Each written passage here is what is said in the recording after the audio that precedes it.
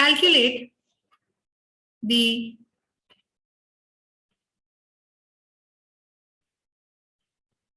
work done, calculate the isothermal work done when 4 moles of gas is compressed to bring down to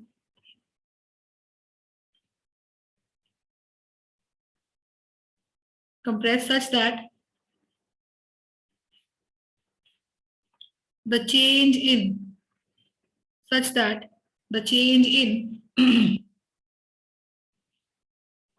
pressure occurs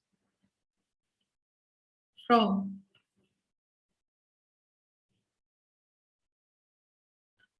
3 atmospheres to 11 atmospheres from 3 atmospheres to 11 atmospheres at 35 degrees Celsius.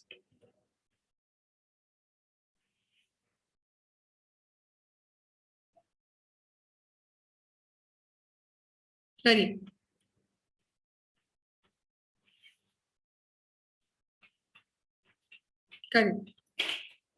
अब क्या करेंगे, हमें isothermal work done निकालना है. Work done is equal to -2.303 nRT log P1 by P2.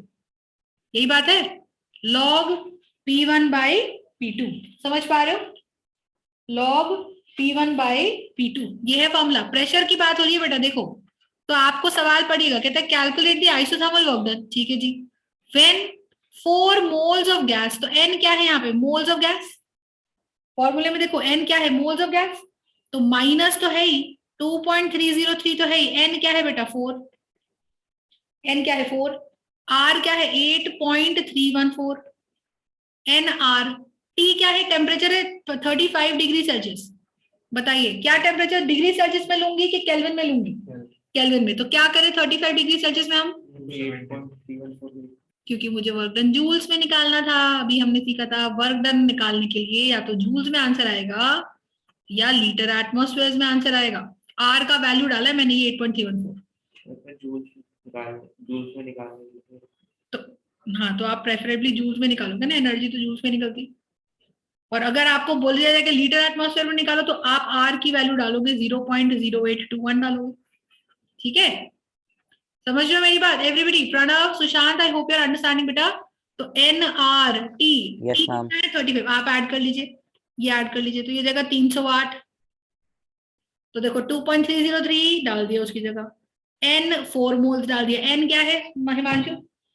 N क्या है? Number of moles. Are क्या है? Universal gas constant. आर क्या है? Universal gas constant. समझे? टी क्या है? टेम्परेचर. टी क्या है? टेम्परेचर. और टेम्परेचर कितना है अपना? 308 kelvin. Log of P1. Pressure 1 क्या है? 3 एटमॉस्फेयर्स टू 11 एटमॉस्फेयर है बेटा. तो इनिशियल प्रेशर है 3 और फाइनल प्रेशर है 11. समझ पा रहे हो? Do you understand the point? तो यहाँ पे हमारे पास ये आ जाएगा -2.303 into 4 into 8.314 into 308 temperature log 3 minus log 11. आपको मैंने वैल्यूज दी हुई है. log 3 इज अप्रोक्सीमेटली 0.47 और log 11 इज 1.1. माइनस करेंगे, बाहर भी माइनस है, ये माइनस करने पे भी नेगेटिव आएगा. तो आप देखो कन्वेंशन को सेटिस्फाई कर रहा है बेटा. ये कंप्रेशन वर्क डन क्या पढ़ा है हमने केमिस्ट्री में? Compression work done is negative. यही तो पढ़ा है. तो देख लो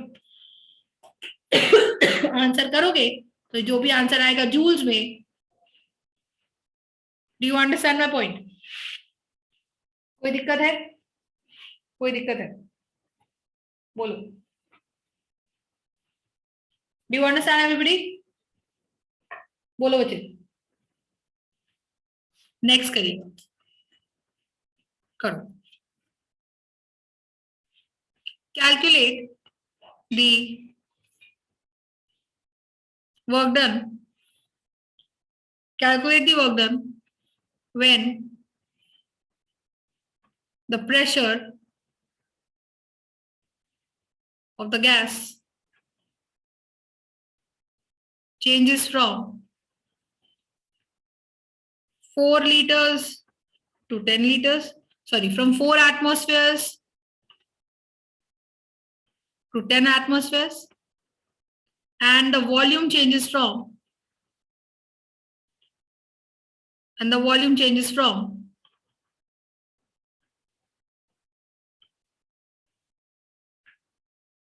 20 liters to 5 liters.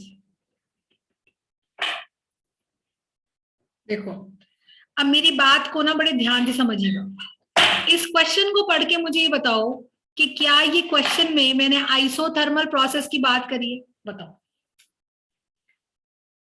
देखो, कई बार ऐसे होता है कि हम सिंपल ऐसे ही क्वेश्चन लिख देते हैं और हम ये नहीं बताते बच्चे को कि वो आइसोथर्मल है या नहीं। ओके, आपको खुद आइडेंटिफाई करना होता है। इससे पहले वाले सवालों में देखो कितना सिंपल था, मैं वहां लिख रही थी आइसोथर्मल वर्क डन निकालो, तो क्लियर था ना, यही फॉर्मूला लगाना है। वहां पे मैं लिख रही थी कि आइसोथर्मल वर्क डन निकालो रिवर्सिबल, तो क्लियर था ना कि यही फॉर्मूला लगाना है। और इरिवर्सिबल लिख देती थी तो क्या लगाते? अगर इरिवर्सिबल हो तो minus P external delta we लगा देते, अगर वर्क डन इरिवर्सिबल था तो। समझ रहे हो? और बेटा ये ध्यान रखिएगा, रिवीजन का टाइम नहीं मिलेगा आपको इस सेमेस्टर में, ठीक है जी? तो जो करा रही हूं ध्यान से पढ़ो, नहीं तो एग्जाम से एक रात पहले तुम्हें पता नहीं तुम्हारे साथ क्या होने वाला है, अगले दिन लगेगा कुछ पढ़ा ही नहीं। वही मैंने बोला ना, जब फिर मैं क्या बोलती हूँ, जब कुछ लिखा ही नहीं है तो रिवर्सिबल ही निकालते हैं। अगर उसको इरिवर्सिबल निकालना होगा तो वो बोलेगा इरिवर्सिबल निकालो, जब तक कुछ नहीं लिखा रिवर्सिबल है, ठीक है? आइसोथर्मल बोल दिया, कुछ नहीं लिखा, रिवर्सिबल है, रिवर्सिबल है, ध्यान रखिएगा। आगे चलिए, आपको देखो ये पढ़ के बताओ, मुझे बताओ, हमने एक पढ़ी है आइडियल गैस इक्वेशन पढ़ी है बेटा, NRT, PV is equal to NRT. अगर टेम्परेचर कांस्टेंट है ना, देखो, इफ टेम्परेचर इज कांस्टेंट, बताइएगा जरा, अगर टेम्परेचर कांस्टेंट है, okay, so you tell me one thing, कि क्या वो प्रोसेस फिर आइसोथर्मल हो गई? अगर टेम्परेचर कांस्टेंट है तो क्या वो प्रोसेस आइसोथर्मल हो गई? बोलो। Yes ma'am. और आइसोथर्मल प्रोसेस में एन भी कांस्टेंट है, क्योंकि हमने जो डब्बे में गैस भरी 4 मोल 5 मोल, वो भी कांस्टेंट है। आर भी कांस्टेंट है, यूनिवर्सल गैस कांस्टेंट है, टेम्परेचर भी कांस्टेंट है, तो तीनों का प्रोडक्ट भी कांस्टेंट है। समझे? तो कुछ भी हो जाए, एक्सपेंशन या कंप्रेशन, कुछ भी हो जाए, एनआरटी कांस्टेंट है। और एनआरटी क्या है बेटा? प्रेशर इनटू वॉल्यूम का प्रोडक्ट है एनआरटी।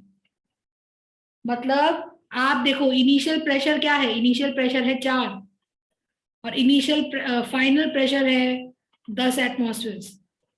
इनिशियल वॉल्यूम है 20 लीटर, फाइनल वॉल्यूम है 5 litre.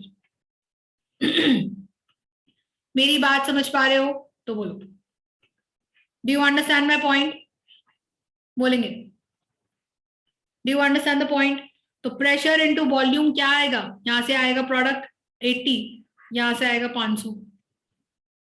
Pressure into volume, pressure into volume, तो प्रोडक्ट यहाँ पे 80 लीटर एटमॉस्फेयर आएगा और प्रेशर यहाँ पे 500 लीटर एटमॉस्फेयर आएगा। बेटा मेरी बात को ध्यान रखिएगा, मैं जो वाइवाज आपसे वीडियो रिकॉर्डिंग में लेती हूँ, ठीक है, I have this in record, ठीक है?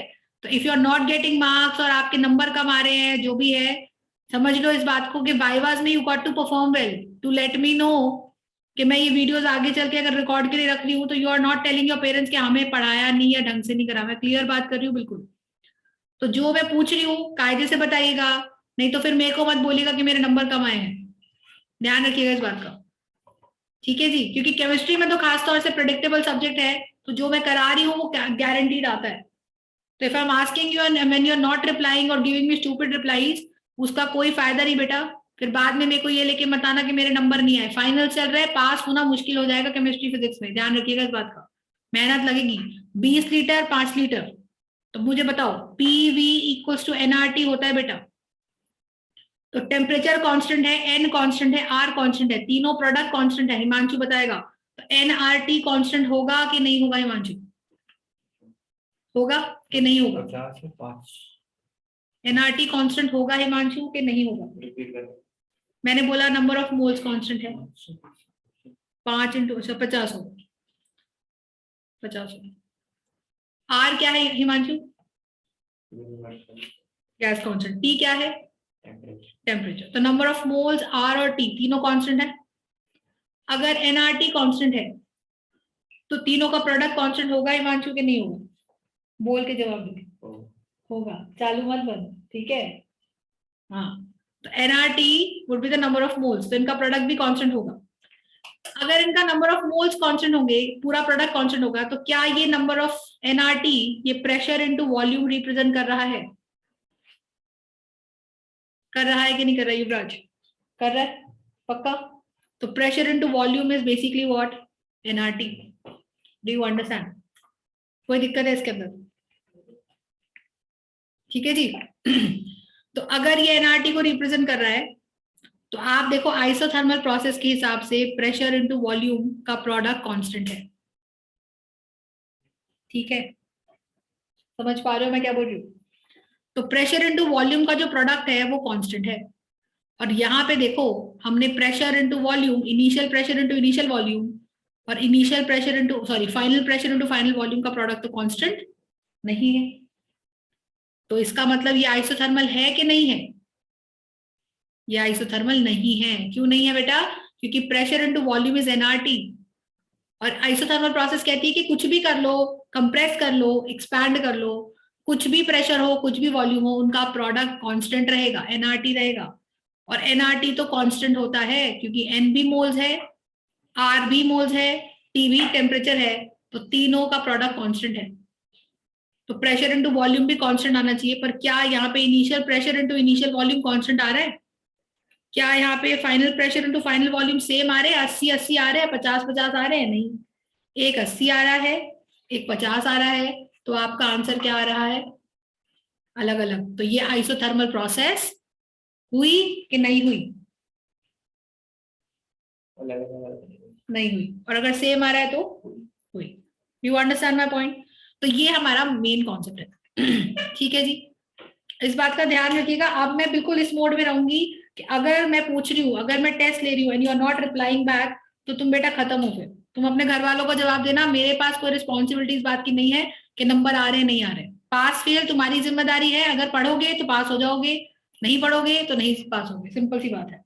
तो आप देखिएगा PV is going to be NRT, तो ये आइसोथर्मल नहीं है। तो ऐसे सिचुएशन में जब पता चल गया कि मैम ये आइसोथर्मल नहीं है, तो वर्क डन का एक नया फॉर्मूला है बेटा, P2V2 माइनस P1V1। लिखिएगा P2V2 माइनस P1V1, मतलब P final V final minus P initial V initial. I hope you are understanding everybody. तो work done is going to be this. Do you understand? Do you understand my point? ठीक है जी, right? So this is the answer. So calculate the work done when the pressure of the gas changes from 4 atmospheres to 10 atmosphere and the volume changes from 20 liters to 50 liters. तो क्या है P2V2? क्या है बताओ? P2V2 क्या है बताइएगा? 50। और P1V1 क्या है बताइए? 80। तो 50 माइनस 80 आंसर आ गया माइनस 30 लीटर एटमोस्फेयर। देखो यही तो है P2 इंटू V2। प्रेशर क्या है? 10 एटमोस्फेयर, वॉल्यूम क्या है? 5 लीटर। P2 इंटू V2 है 50। 40 इंटू 20 क्या है? 80। तो 50 minus 80 is going to be minus 30। और लीटर एटमोस्फेयर का हिमांशु बताएगा what is the relation of 1 litre atmosphere with joules Himanshu? 101 joules। ठीक है, what is the reversible work done Himanshu? 2.303 NRT log V2 और प्रेशर की टर्म्स में क्या है? P1/T। और मुझे बताइए वर्क डन इरिवर्सिबल क्या है हिमांशु? माइनस W एक्सटर्नल और delta V। Minus P external delta V, minus P external delta V। ठीक है, और अगर वो प्रोसेस आइसोथर्मल नहीं है और प्रेशर और वॉल्यूम दोनों चेंज कर रहे हैं, तो अकुल बताएगा अकुल वर्क डन का फॉर्मूला क्या है? P2V2 minus P1V1। कब लगाते हैं ये P2V2 माइनस P1V1 युवराज? आइसोथर्मल प्रोसेस की पहचान क्या है युवराज? हाँ, और एनआरटी किसका प्रोडक्ट होता है? Pressure and volume. तो प्रेशर एंड वॉल्यूम के केस में आइडियल गैस के लिए प्रेशर इनटू वॉल्यूम का प्रोडक्ट कैसा रहना चाहिए हिमांशु? कांस्टेंट रहना चाहिए। नहीं है कांस्टेंट तो प्रोसेस कैसी है? Reversible, irreversible? Irreversible. Gibbs energy का फॉर्मूला बता आपको। डेल्टा एच माइनस क्या होता है गिब्स एनर्जी का फॉर्मूला? माइनस, ठीक है, ये बताएगा मुझे हिमांशु। गिब्स एनर्जी का फॉर्मूला बोलो। है क्या बोलो? हाँ, टी डेल्टा वी, क्या बात है, T delta S. Delta S क्या होता है?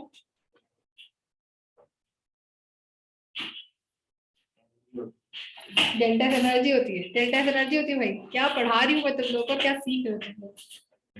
एंट्रोपी होती है। एंट्रोपी का फॉर्मूला क्या होता है? चेंज इन एंट्रोपी का फॉर्मूला क्या होता है? तो हाँ, अरे बोलो, कैसे बोलो? हाँ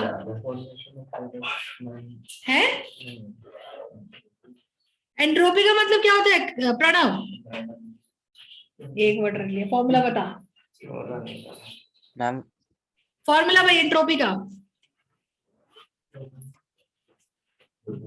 ma'am sigma S Q by T, Q by T. Unit क्या होती है चेंज इन एंट्रोपी की बताइए? जूल्स पर केल्विन। अच्छा, वर्क डन की कितनी यूनिट्स पढ़ी तुमने आज? नाम बताओ, नाम बताओ। अरे यूनिट, यूनिट भैया, यूनिट, फार्मूला नहीं, यूनिट। कितनी यूनिट पढ़ी भाई वर्क डन की? नाम बताओ। पिताजी क्या करते थे? पुलिस में? पुलिस में किस पोस्ट पे है? तो नहीं काम करता है ना, तुझे तो काम नहीं करता है। बता भाई, एंट्रोपी का फॉर्मूला बता। हमने लिखा है। एंट्रोपी का फॉर्मूला क्या होता है? एंट्रोपी को डिनोट किससे करते हैं? एंट्रोपी को डिनोट किससे करते हैं? गिब्स एनर्जी का फॉर्मूला क्या होता है? हाँ प्रणव, एंट्रोपी का फॉर्मूला क्या होता है? Ma'am Q by T. Unit क्या होती है? मैम जूल्स पर केल्विन। गिब्स एनर्जी का फॉर्मूला बोलो। Ma'am delta H minus T delta S. हाँ, रिवर्सिबल वर्क डन बोलो। Isothermal ma'am -2.303 NRT log V2 by V1। Okay, बताओ मुझे, बताओ रिवर्सिबल इरिवर्सिबल वर्क डन क्या है? इरिवर्सिबल वर्क डन क्या है? Minus P external